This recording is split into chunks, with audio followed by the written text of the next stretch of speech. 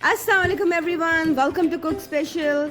Cook special में आज हम बनाएंगे बेसन वाला नान, जिसको आप पकौड़ा नान भी कह सकते हैं। लोगों ने ये नान कभी भी नहीं खाया, वो ज़रूर ट्राई करें, बहुत ही ज़बरदस्त और मज़े का बनता है।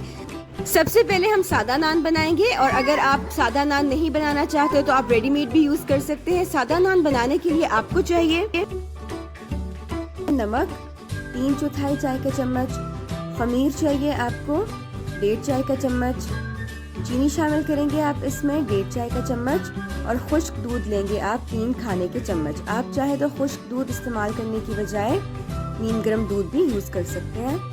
मैदा चाहिए आपको 3 कप। 3 कप मैदे में आप ये तमाम अज्जा डाल देंगे। मक्खन शामिल करेंगे आप इसमें 3 खाने के चम्मच। ये जो मिक्सचर मैं तैयार करूंगी, आटा गूंदूंगी, इससे 6 नान आप आराम से बना सकते हैं।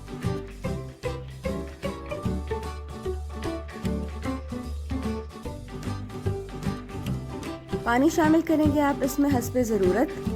नीम गर्म पानी यूज़ करेंगे और आटे को अच्छी तरह से गूंद लेंगे।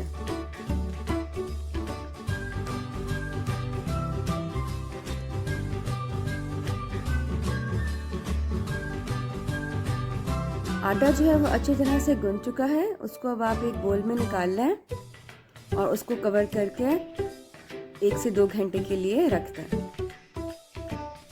तकरीबन 1.25 घंटे के बाद हमारी डो अच्छी तरह से राइज हो चुकी है। अब आप आटे को दोबारा से एक दफ़ा गूंदें और फिर इसके 6 पेड़े बना लें।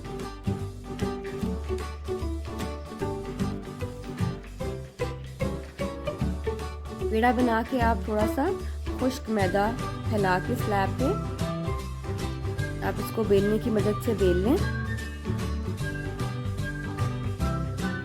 अब जब ये आप रोटी बेल चुके हैं तो फिर आप इसकी एक साइड पर पानी या दूध लगा दें। मैं पानी यूज़ कर रही हूँ, आप दूध भी यूज़ कर सकते हैं। दूध लगाने से इसका कलर बहुत अच्छा आएगा। दूध के बजाय आप दही भी यूज़ कर सकते हैं। अब जो गीली साइड है, यानी जिस साइड पे मैंने पानी लगाया था, वो साइड आप तवे पे पलट देंगे। तवे की आंच आप हल्की से दरमियानी रखेंगे और तवा पहले से गर्म होना चाहिए। आप देख रहे हैं कि नान के ऊपर बबल्स जो है वो आना शुरू हो गए हैं।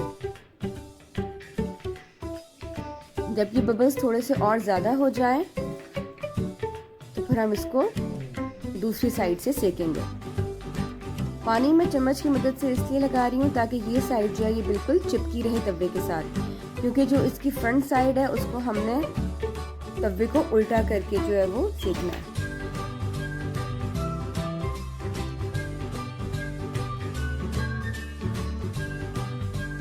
अब आप चूल्हे की आंच तेज कर दें और नान को इस तरह से आप सेकें सामने वाली साइड से।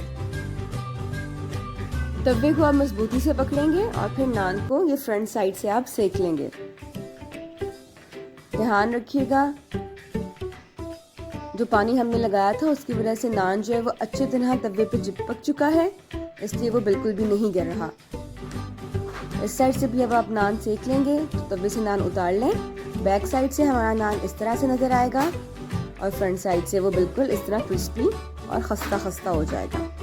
तवे पे नान की फ्रंट साइड सेकना थोड़ा मुश्किल है, तो अब मैं आपके साथ शेयर करूंगी कि आप ओवन में किस तरह से इसको सेक सकते हैं। बैक साइड आप बिल्कुल उसी तरह से पकाएंगे जिस तरह हमने पहले आपको दिखाया है। फ्रंट साइड के ऊपर आप दही या थोड़ा सा दूध लगा देंगे। दही लगाने से इसका एक तो कलर बहुत अच्छा आएगा और नान बहुत ही खस्ता और क्रिस्पी बनेगा।